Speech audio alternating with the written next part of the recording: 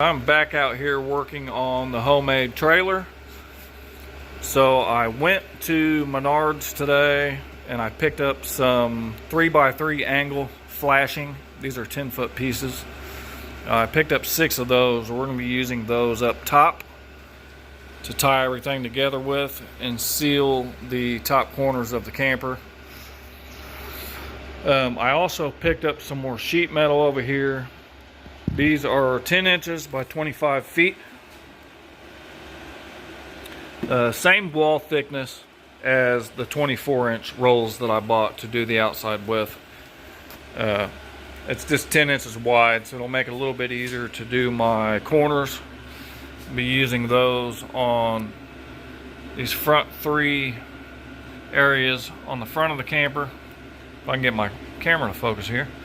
So we'll be using those up front, and then I'll be using that 10-inch stuff back here in the rear as well to do the back of this, and then we'll use it to wrap around the edges on the inside here. So it'll come across here, and then we'll bend it and wrap it around the edge here and kind of tie everything together with that on the back half. The windows are glued and screwed on both sides. I also have the door frame painted and glued and screwed as well. It's in there permanently.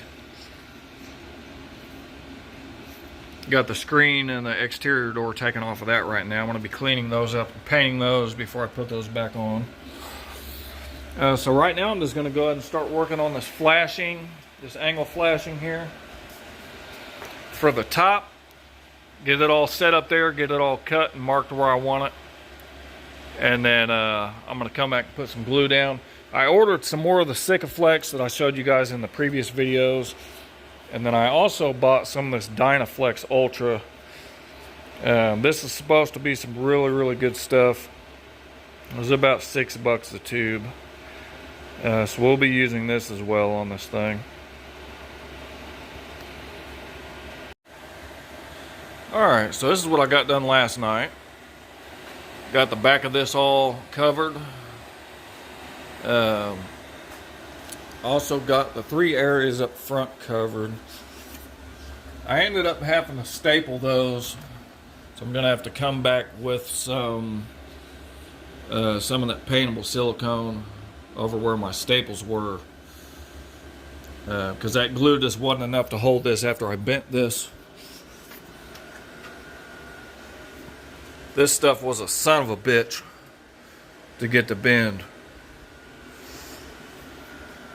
So I'm going to have to go through and swipe over those areas, which isn't a big deal.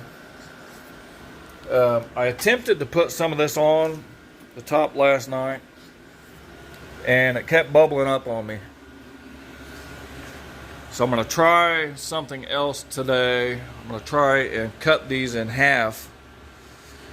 Of course, there's going to be one more seam that I'm going to have to seal, but I think if I cut them in half to where they're not so long, I'll be able to use them without worrying about them bubbling up top real bad.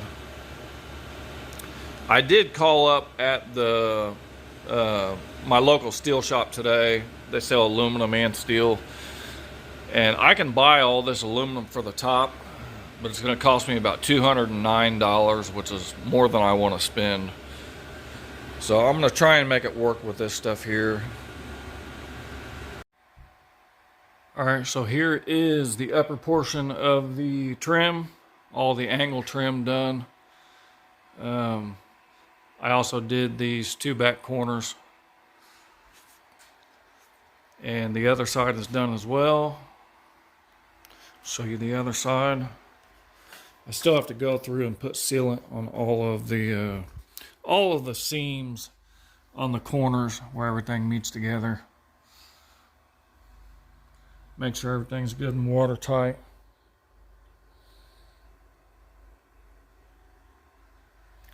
Nowhere near being able to pull it outside right now, but definitely making progress. I got some tape on some areas where it was trying to come up on me a little bit just until this glue dries.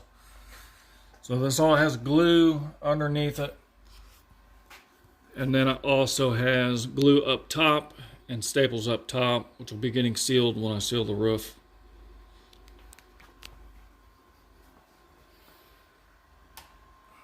There's the front half.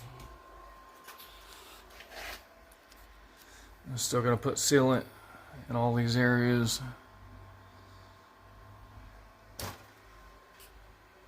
But she's getting there. That was time consuming right there, I'm not going to lie. It took me pretty much all day to do that. Serious pain in the ass. I wouldn't want to do it again. But that's going to be it for this portion of the build. I will come back and do some more videos as I finish up the rest of it. So if you guys want to see more, keep watching. There will be more on here.